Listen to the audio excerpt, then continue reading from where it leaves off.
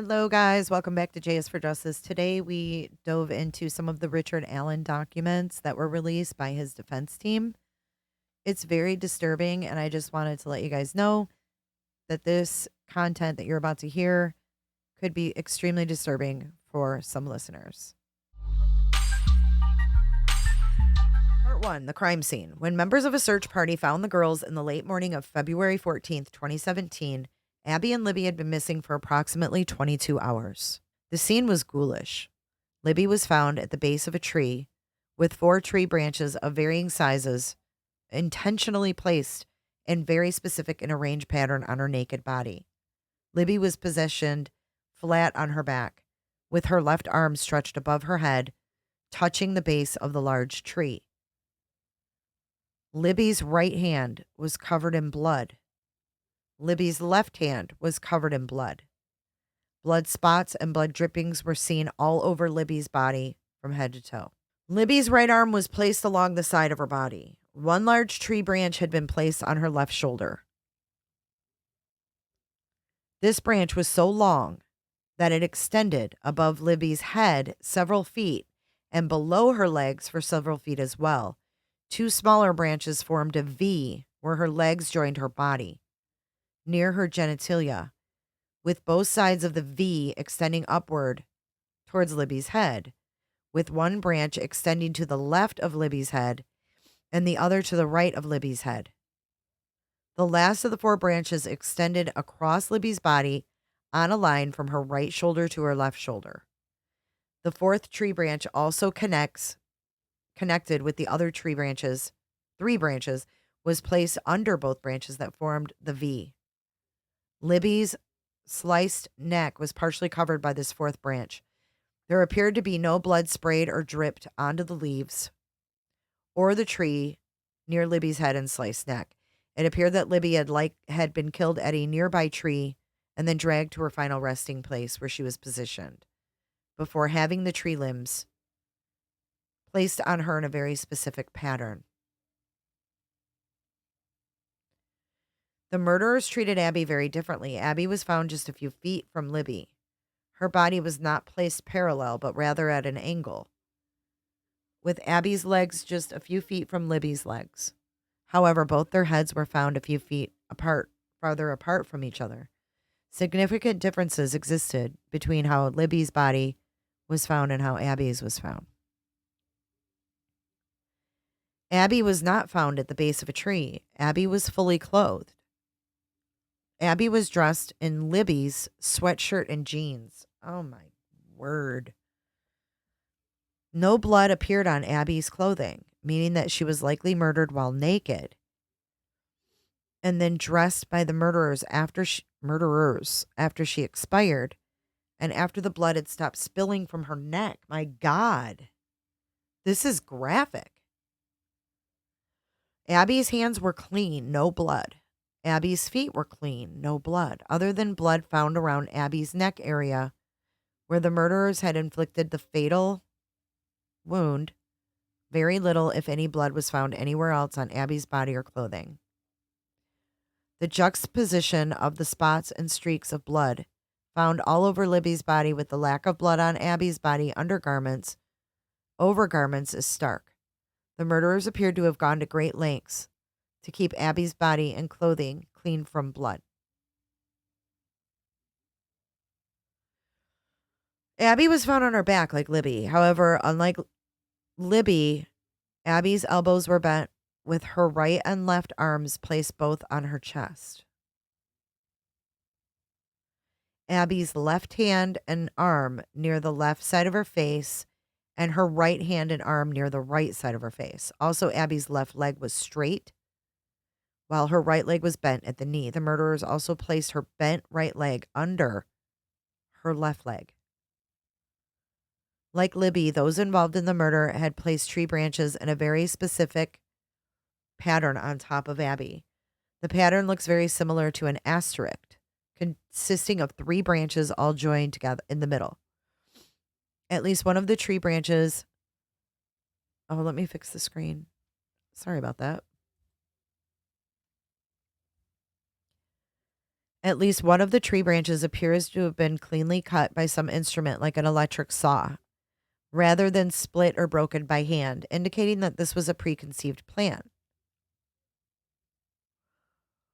Above Abby's head were smaller sticks that had been placed over her hair. Oh my god, I'm gonna throw up. Crudely mimicking horns or antlers. What the fuck? Who does this to people? Ugh. Above Abby's head were smaller sticks. Oh, I already read that. The amount of blood that would be perhaps expected at the crime scene based upon the location of the injuries of both girls was not visible in the crime scene photos. The defense has provided the court with 12 crime scene photos and autopsy photographs marked as confidential. These photographs support the descriptions provided in the previous paragraphs. In addition to the unusual way the girls were posed, including the stick formations placed on their bodies, another unusual marking was found on a nearby tree, a symbol that looked similar to the letter F, and appeared 4 feet above the base of the tree. The F was red in color, and later DNA testing showed that the F had been painted on the tree using Libby's blood as the so-called paint. Additional blood spatter was found at the base of that same tree. All the blood at the base of the tree appears to have been Libby's blood as well. The defense also provided the court with Exhibit 17, DNA documentation supporting the fact that Libby's blood was the source of the F painted on the tree. Holy. Who did find them? Are we even sure that they were killed there? Like, are we 100% positive they were killed there?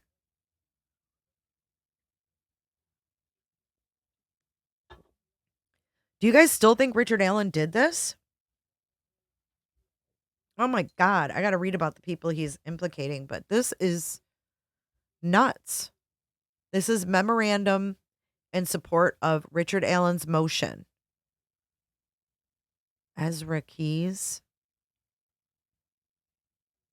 I just, Do you guys think this is that Richard Allen did this? You do? You don't? You don't think you were killed? Oh, we need to do a couple polls here. This case creeps me out. I'm not going to lie. It's always made me feel off. I've never liked it. I've always felt like there was more to it. Just, I don't like it. Teresa thinks it's smoke and mirrors. I don't know, man.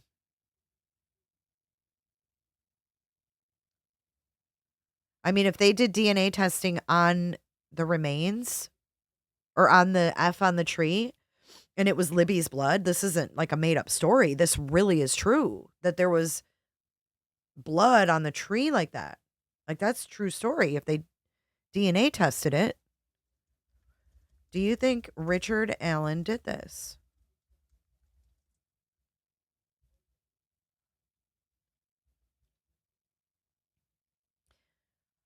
It's just so weird. The sticks and all of that stuff. It gets worse and worse. Well, let me see how long the crime scene one is. Ooh, it's pretty long. Wow, that's just the crime scene. So a lot of you don't know about this case. I do have a playlist on this case. Let me also throw the link to the playlist on Delphi in the description of the video. You guys have lots of material to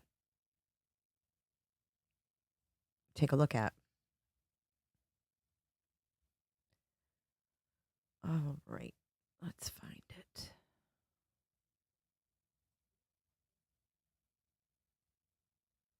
Because there's a lot to this case. I don't even think I have it all because I didn't follow it in the very beginning. I picked it up. I don't even know, Michelle, when did we start following Delphi? It was not in the very beginning. It was when I think Alan was arrested, maybe, or right before that.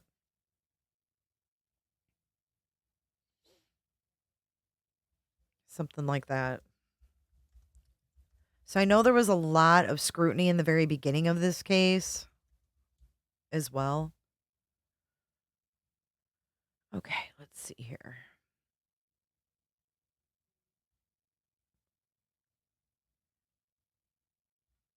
Richard Allen confession and new documents. Okay, let's see here.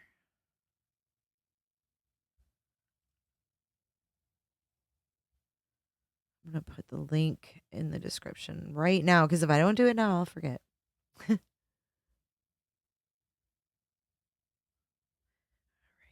Delphi. Richard Allen. Okay, I've got that in the description. You guys are going to be busy little campers. Busy little campers.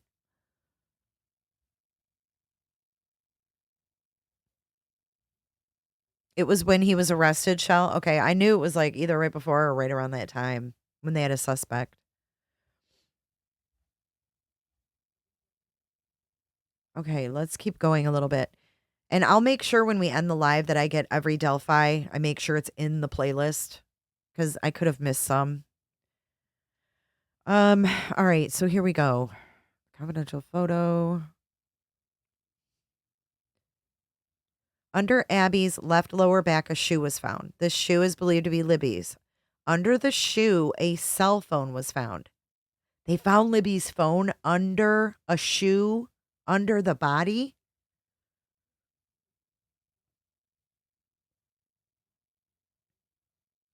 According to oh shit, you guys. This might be important. This might be important. What if Richard Allen was telling the truth and he was really on the trail? And whoever did the murders took the video of him on the phone on purpose and then put it under the tree or under the shoe. Because listen what it says. Under Abby's left lower back, a shoe was found. This shoe is believed to be Libby's shoe. Under the shoe, a cell phone was found. The cell phone was later determined to be Libby's phone. This information was confirmed by the recent deposition testimony of Liggett, Leesenby, and Holman. According to recent depositions taken of Sheriff Liggett, the famous video of the person that many call the bridge guy was found on this phone. Additionally, allegedly found between the two girls, buried under the leaves and dirt, was a single bullet. The defense has provided 2 photos of the shoe and cell phone found underneath Abby's legs and marked them as exhibits 21-22. Also, the defense has provided 3 photos of the bullet. It should be noted that as of the date of this memo, the defense has no photographs of the bullet allegedly found between the girls after it was removed from the ground. No photo or video, for example, shows the bullet as it was being pulled out of the ground. No photo or video of the bullet immediately after it was pulled from the ground. No video or photograph of all sides of the bullet immediately after it was pulled from the ground. No photographs of the bullet next to a measuring device. No photos that show what the bullet looked like once it was pulled out of the ground. Could provide proof that it is the same bullet that ended up in the evidence locker room. Shockingly, in his deposition, Sheriff Liggett admitted that he has also not seen any photographs of the bullet taken once it was removed from the ground. Why wouldn't they do that? In other words, the only photos that the defense has found in the discovery it received are of the bullet still buried in the ground. At this time, the defense has no idea if photos of the bullet after it was removed from the ground even exist. The photos exist, but the state has not yet turned these important photographs over to the defense. The defense has missed these photos in the voluminous discovery. Either way, the defense has asked the prosecutors to please help locate these photographs. One man alone completed all these tasks in less than 1 hour and 17 minutes. Liggett says one thing publicly, but another thing privately to his law enforcement friends. Previously, Liggett has claimed under oath that one single person was responsible for abducting and murdering the girls, Richard Allen, claiming publicly that Richard Allen acted alone. Would also allow Liggett to continue proclaiming that the murders were not the result of a coordinated abduction and subsequent ritualistic sacrifice at the hands of a pagan religious cult. No, if Liggett continues trying to convince everyone publicly that one man and one man alone performed all the tasks, then Liggett must convince others, including the public, to ignore the voluminous mountain of evidence that supports the coordinated efforts of multiple Odinites. However, you will learn later in this memorandum that Liggett's claim is that one man acting alone and certainly not an organized band of cultists murdered those girls is actually not something that he believes privately, based upon one-on-one conversations with other law enforcement.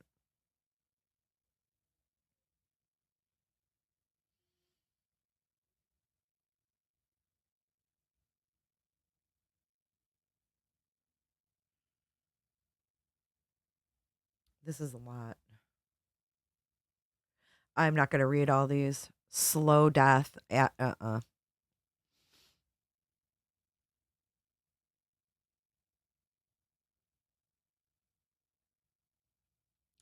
to skip that part. But after gathering the selected branches and sticks, the man acting alone would have to carefully arrange the sticks in the pattern found at the crime scene. This man acting alone would have to take the largest and longest. I mean, this took time.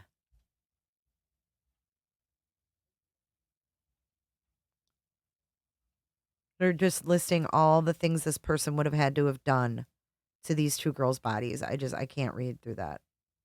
This is sick.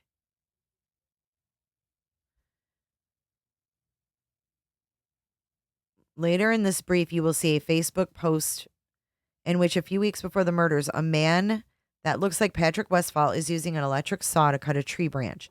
Brad Holder then leaves a comment that says cutting runes. Is there photos in this?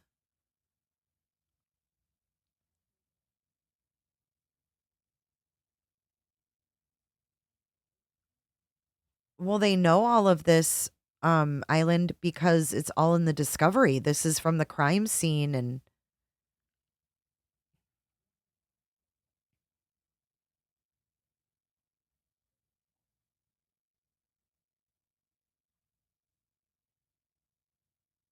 Kevin Murphy, state trooper that investigated the Odinist angle, said this about Odinism. It seemed to me to border on almost a satanic type of worshiping sacrificing, but I couldn't really wrap my brain around it.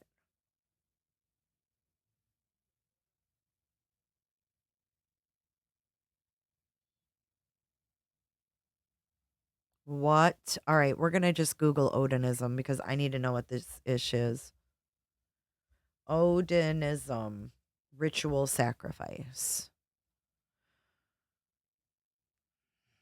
Should we just Google image or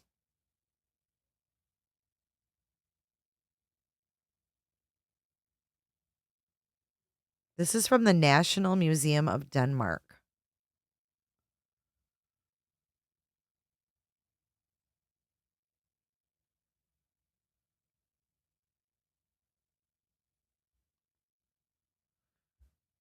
We're gonna dive into Odinism. Yeah, they weren't even shot, guys. They weren't even shot. So could Richard Allen have like been hunting one time and like he's just a really unlucky man?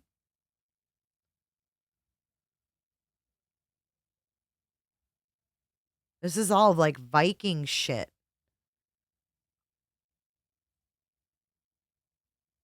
Odinists are not like this. I don't even know what an Odinist is, so I'm learning. I just want to see what they're talking about. Things that are staged.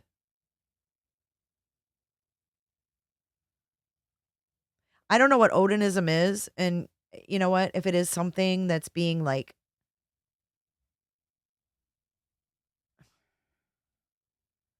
exploited for like a sick reason, like other religions are, like every religion is or can be. I'm just trying to wrap my brain about around this. 3 Viking rituals you won't believe exist. Human sacrifice for Odin. Many of us might know about the human sacrifice to the masters or mistresses. To be specific, when a person of wealth or nobility died, a sacrifice must be made. A slave must go with their masters to serve them in their afterlife. This ritual is famous, but I bet many of us don't know the human sacrifice for Odin. Though the human sacrifice for Odin wasn't a common ritual, it was carried out sometimes. What in the world?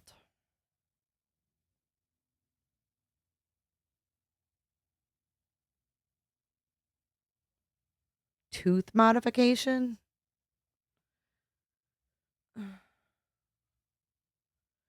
Dude, this is some weird shit.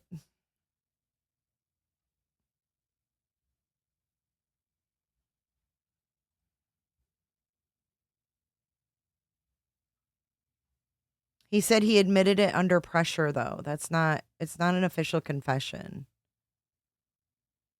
I don't see anything with sticks. So that's what I was kind of thinking, like Odinism, runes. Oh, it's like these symbols. Oh. So they said it was like a V. Viking rune meanings. I guess I'm just stupid. I don't know anything about Vikings. So maybe this is like normal Viking talk. But are those supposed like the V? Is that supposed to mean something? Whew, it's making me sweat, giving me a hot flash. Is this like RuneScape?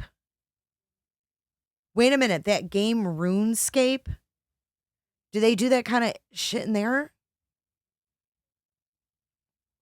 Because my son used to play RuneScape when he was a kid. Here it is. Odin, ecstasy, runes, and Norse magic. Norse practical magic. This is right here. There's that F. They said there was an F in the tree. Let's look at Norse magic.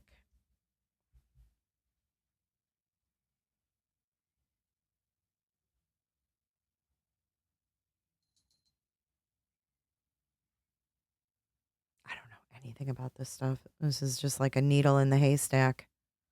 Look at that thing, though. Norse rune symbols. None of them are even a V, though.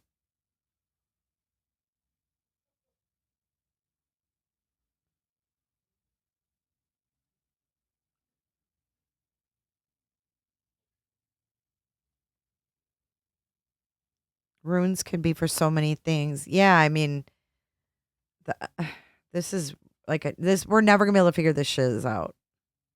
I don't see how we could. It's kind of like Zodiac. It's like some Zodiac stuff. Watch what you, though, Jay. What? Caterbug, you and me both, sister. You and me both.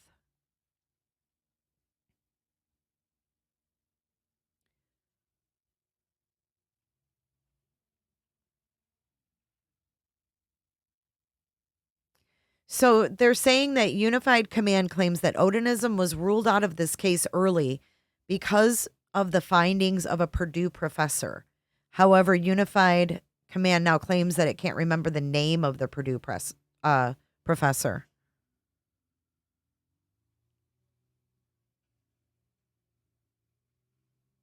Oh, Hannah says this has nothing to do with human sacrifices like paganism.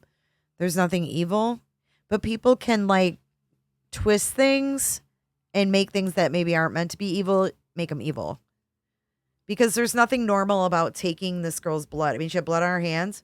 They used probably her hands to write whatever they wrote on the tree and like weird stuff, right? Ugh. Gives me anxiety. Whew.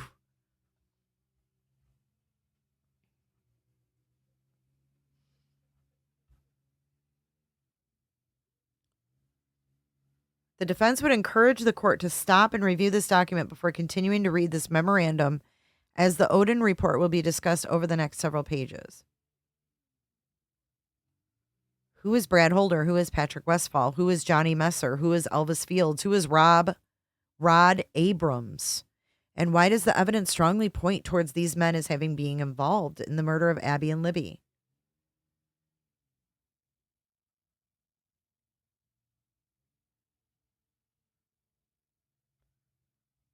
Wow.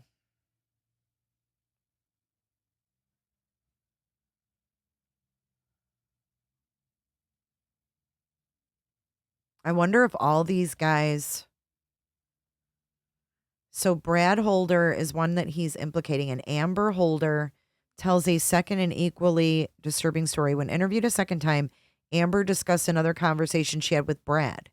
She had gone to Brad Holder's house to visit him. When the children were upstairs, she inquired about Patrick Westphal under the ruse that Amber's girlfriend had a date with Patrick.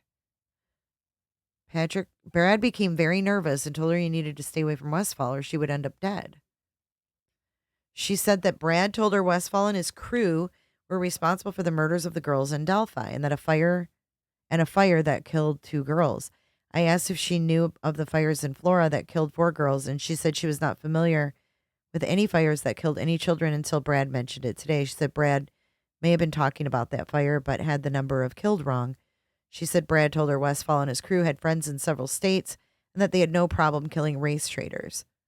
I asked her to clarify race trader, and she said she believed it meant white people who mix with other races. Okay. What I have to ask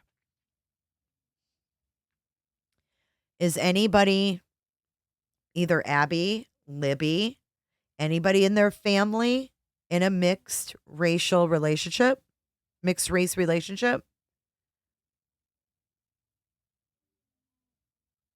Or maybe like, oh my God, my cat is snoring.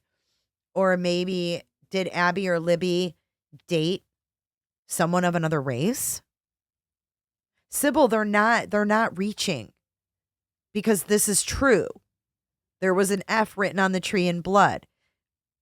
All these things. They undressed Libby and put her clothes on Abby. All these things happen. This isn't reaching. This might be the defense, trying to put whatever was out there at this crime scene together. I mean, this isn't like they just made it up. You know what I'm saying? They didn't just go, oh, hey, we're going to blame this on Odinism. I just don't feel like that's the case. I feel like there's a lot of these details are true. I'm just wondering if maybe someone saw this on social media or something and targeted them. If it's some kind of racial thing, I don't know. I'm just trying to put it all out there. I mean, it definitely wouldn't be a wrong place at the wrong time because it's such a desolate place. There wasn't that many people there. Like, if you want to definitely find people to kill, you're not going to go to this bridge. But we're going to read a little bit. In today's live stream, we went deeper into these documents and actually examined some of the people that are mentioned in them. And you can watch that video by just clicking right here. You guys all stay safe. And if you haven't liked this video, please do, and subscribe if you'd like to see more of my content. I'll see you guys in the next video. Be sure to check out my other videos and playlists for more true crime content. And if that's not enough, you can join our Patreon. Don't have a tinfoil hat? It's okay. We'll make you one. It's that easy. See you guys in the next video. See you later. Bye.